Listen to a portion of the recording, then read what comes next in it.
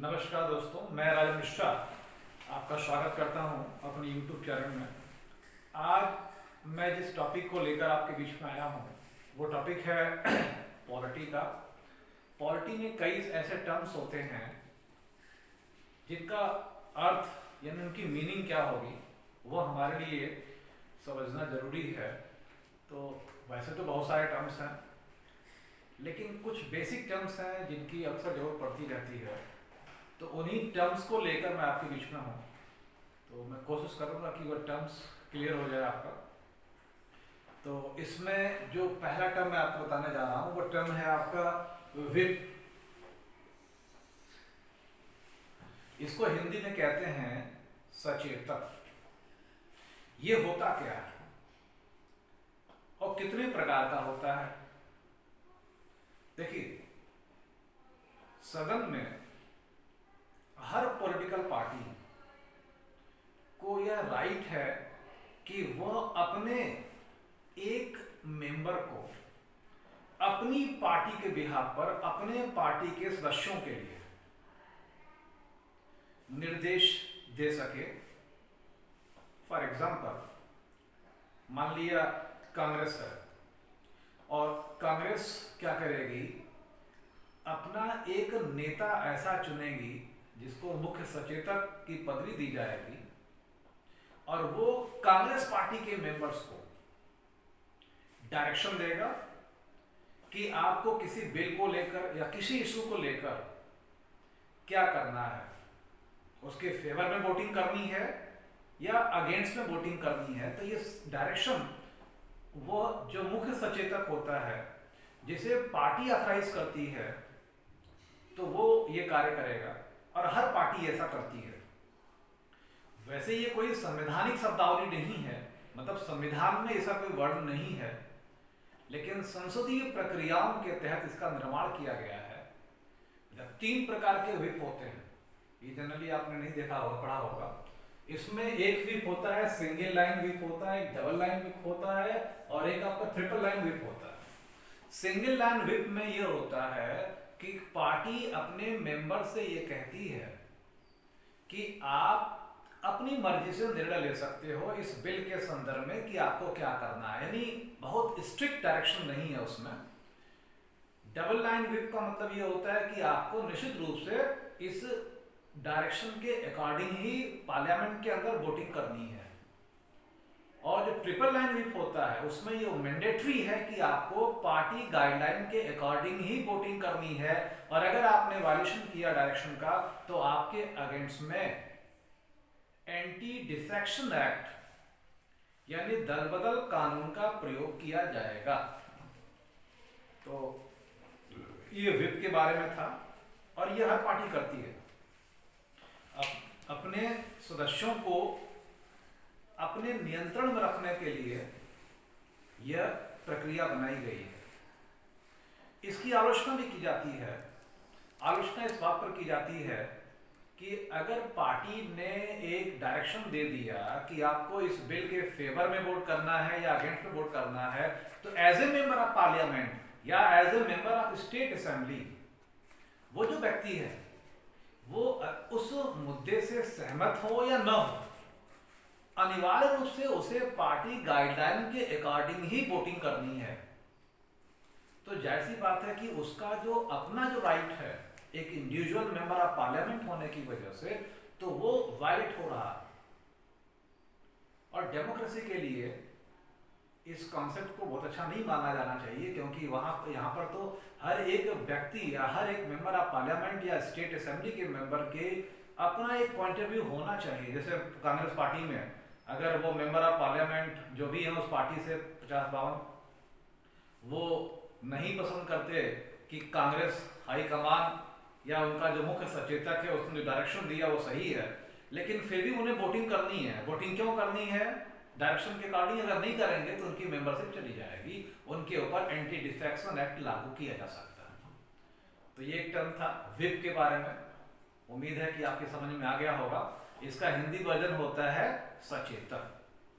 इसके बाद एक दूसरा टर्म है प्रश्नकाल। इसको इंग्लिश में कहते हैं क्वेश्चन आवर।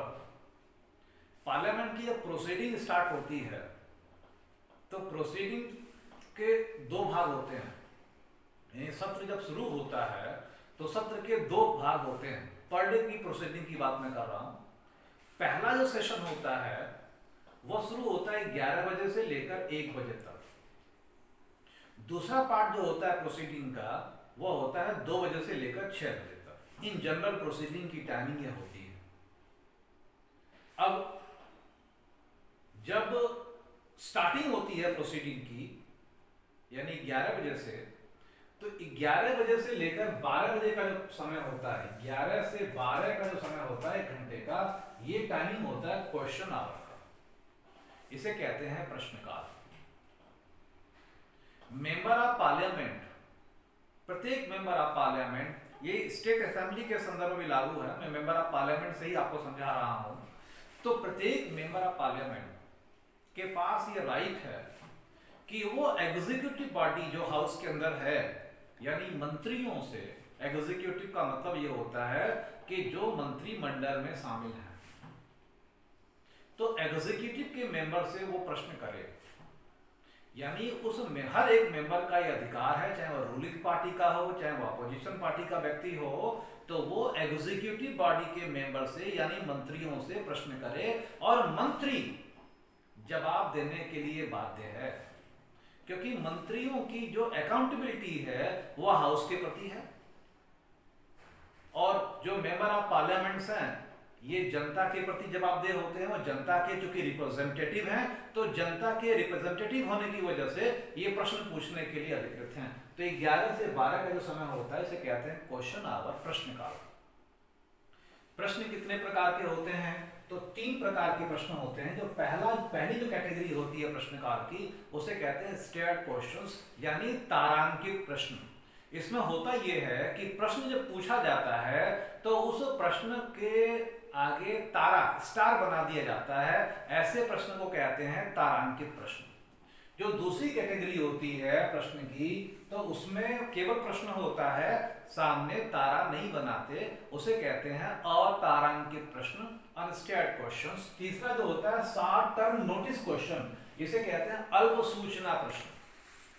अब तीनों में होता क्या क्या ये समझ लीजिए। तो जो पहली कैटेगरी मैंने आपको बताई तारांकित प्रश्न की, यानी जिस क्वेश्चन के आगे स्टार बना हुआ है, तो जब ये प्रश्न पूछा जाएगा तो मंत्री महोदय, यानी जिस मंत्री से ये प्रश्न पूछा गया, वे इसका जवाब देंगे हाउस के अंदर। और कैसा जवाब देंगे? मौखिक, ओरल रूप से जवाब देंगे, यानी रिटन आंसर नहीं देंगे, वो मौखिक जवाब देंगे। और उनके जवाब के ऊपर काउंटर क्वेश्चन भी पूछा जा सकता है। यानी अगर मेंबर जिसने प्रश्न पूछा वो मंत्री महोदय के जवाब से सेटिस्फाइड नहीं है, तो वो उस पर काउंटर क्वेश्चन कर सकता है। यानी तारांकित प्रश्न में क्या होगा? 2 चीजें आपको याद रखनी है। एक तो आंसर कैसा होगा, तो इसका आंसर होगा मौखिक रूप से, ओरल होगा। दूसरी चीज क्या होगी? इसमें काउंटर क्वेश्चन अलाउ होगा। जो सेकंड क्वेश्चन है कैटेगरी की अतारांकित प्रश्न, तो अतारांकित प्रश्न का उत्तर लिखित रूप से दिया जाता है, रिटन रूप से होता है, और इसमें काउंटर क्वेश्चन अलाउ नहीं होता। काउंटर क्वेश्चन इस पर हो भी नहीं सकता।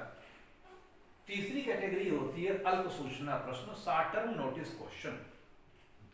इसमें वे प्रश्न होते हैं जिन्हें 10 दिन से कम समय, यानी 10 दिन, जो असल में जब प्रश्न पूछा जाता है, मेंबर को जब प्रश्न पूछना होता है, तो वो जैसे मान लीजिए लोकसभा का मेंबर है और लोकसभा में प्रश्न उससे करना है किसी मंत्री से, भाई जिस हाउस का मेंबर होगा वो तो उसी हाउस के सचिवालय को प्रश्न लिखकर भेजता है, और जब प्रश्न लिखकर भेजेगा तो वो जो टाइमिंग होती है वो 10 दिन से ज्यादा की होती है। लेकिन 10 दिन से कम समय में, यानी 5 दिन में, 6 दिन में, 7 दिन में, 8 दिन में ही उसे जवाब चाहिए, तो वो कैटेगरी जो होती है वो अल्प सूचना प्रश्न की होती है। यानी ऐसा प्रश्न जिसे 10 दिन से कम दिन का समय देकर पूछा गया हो, उसे कहते हैं शॉर्ट टर्म नोटिस क्वेश्चन। इसका जवाब भी मौखिक होता है। और चूंकि इसका जवाब भी मौखिक होता है तो यहाँ पर भी काउंटर क्वेश्चन अलाउ होते हैं।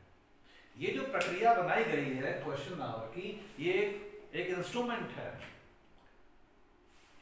कैसा इंस्ट्रूमेंट? एग्जीक्यूटिव बॉडी को लेजिस्लेचर के प्रति आंसरेबल बनाने की, यानी हमारी एग्जीक्यूटिव बॉडी लेजिस्लेचर के प्रति आंसरेबल हो, जवाबदेह हो, इसके लिए इस प्रक्रिया का निर्माण किया गया है जिसे कहते हैं question hour. I think it's clear.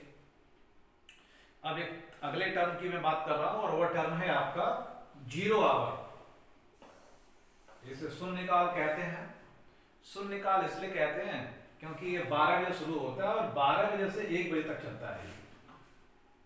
और ये इंडिया का अपना इनोवेशन है, यानी दुनिया के देशों की पार्लियामेंट्री प्रोसीडिंग में से हमने इसको नहीं लिया। वैसे सारी चीज़ें हमने कहीं ना कहीं से अडॉप्ट की हैं, हमने उसे अपने अकॉर्डिंग मॉडिफाई किया है, लेकिन ये जो प्रोसीजर है शून्यकाल का, जीरो आवर का, ये हमारा अपना इनोवेशन है। ये हमारी पार्लियामेंट्री सिस्टम में इसको हमने इंट्रोड्यूस किया। इसमें होता क्या है कि इसमें ऐसे मुद्दे होते हैं जो इमीडिएट इंपॉर्टेंस के होते हैं। इमीडिएट इंपॉर्टेंस का मतलब आजकल में सदन सत्र के दौरान ही कोई घटना घटित हो गई तो प्रश्न पूछने के लिए अब 10 दिन का या 10 दिन से ऊपर का समय तो दिया नहीं जाएगा, तो तत्काल प्रश्न पूछा जाता है इस मुद्दे को लेकर। और आपने जो प्रोसीडिंग में देखा होगा कि इनडिसिप्लिन कंडीशन जो बन जाती है तो जनरली वो इस जीरो आवर को लेकर बनती है। इसमें हंगामा होता है। वैसे आपको अभी न्यूज़ में आपने देखा भी होगा कि नई पार्लियामेंट बनने जा रही, पार्लियामेंट हाउस बनने जा रहा है, 2 साल में बन के तैयार हो जाएगा। लगभग 1000 करोड़ रुपए खर्च होने जा रहा है और मीडिया काफ़ी तारीफ भी कर रही है इसकी कि गुलामी के प्रतीक को हम मिटा रहे हैं, ये कर रहे हैं, वो कर रहे हैं। हालांकि पेंडेमिक के समय में मुझे नहीं लगता कि सरकार का ये निर्णय अच्छा है, क्योंकि इस पैसे की उपयोगिता अभी देश के लिए अन्य कामों के लिए हो सकती थी। कोई ऐसी विशेष आवश्यकता नहीं है कि तुरंत तत्काल जो है। अब इसमें एक तरफ कुछ लोग ये भी दे रहे हैं कि इससे एम्प्लॉयमेंट जनरेट होगा, लेकिन ये शॉर्ट टर्म एम्प्लॉयमेंट होगा ना, इसको लॉन्ग टर्म एम्प्लॉयमेंट के लिए भी इन्वेस्ट कर सकते हैं। खैर वो हमारा मुद्दा नहीं है, अभी जो मैं टर्म की बात कर रहा हूँ। तो सबसे ज़्यादा जो इनडिसिप्लिन कंडीशन आपको पार्लियामेंट के अंदर दिखाई पड़ती है वो इनडिसिप्लिन कंडीशन इस जीरो आवर के दौरान देखने को मिलती है। सारे अमर्यादित आचरण इसी दौरान आपने देखा ना, बिल फाड़ना, हाथापाई करना, चीखना चिल्लाना, ये इस हाउस के अंदर करते हैं। तो जनरली वो समय होता है आपका जीरो आवर का। अच्छा, अब जो अगला टर्म है वो होता है सत्र आहूत करना, यानी सत्र को इनवाइट करना, सत्र बुलाना। तो सत्र बुलाने का अधिकार किसका है? प्रेसिडेंट का। प्रेसिडेंट की तरफ से मेंबर्स को इनविटेशन जाता है सत्र के लिए। 3 इन जनरल अगर देखा जाए तो 3 प्रकार के सत्र होते हैं। तो बजट सत्र होता है, एक मानसून सत्र होता है, एक शीतकालीन सत्र होता है। जो सबसे बड़ा सत्र होता है, सेशन, सत्र का मतलब सेशन पार्लियामेंट का, जो सबसे बड़ा होता है वो होता है बजट सेशन होता है। सबसे छोटा जो होता है वो विंटर सेशन होता है। इस साल पेंडेमिक की वजह से विंटर सेशन को सस्पेंड रखा गया, नहीं इनवाइट किया गया। वैसे ये भी है कि 2 सेशन के बीच में मैक्सिमम जो इंटरवल हो सकता है वो 6 मंथ का हो सकता है, यानी 6 महीने से अधिक का अंतराल नहीं हो सकता। तो सत्र बुलाने की बात थी इसमें, और ये मैंने आपको बताया कि ये कौन करता है, ये करते हैं प्रेसिडेंट। कितने सत्र होते हैं साल में? इन जनरल 3 होते हैं, बजट सत्र, मानसून